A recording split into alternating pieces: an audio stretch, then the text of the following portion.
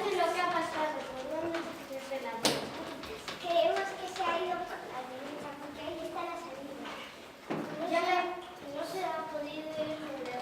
Ya me encargaré de este ladrón y hasta los mayores que me levanten lo antes posible.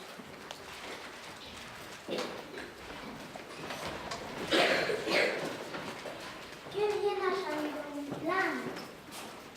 El policía empezó a buscar al ladrón de diamantes. Se trataba de un ladrón bastante batoso que había dejado sus huellas marcadas por todos los lados.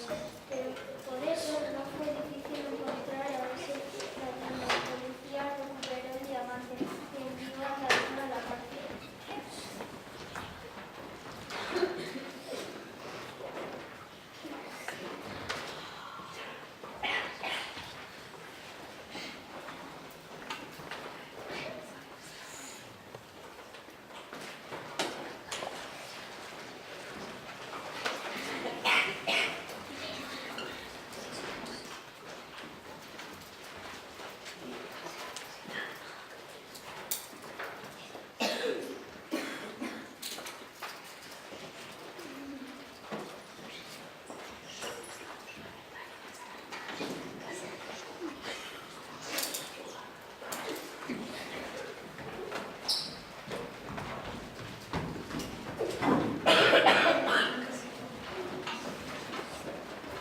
Chicas, ya está todo solucionado. Aquí tenéis vuestro diamante para que volváis a comprar el museo. Muchas gracias por tu ayuda.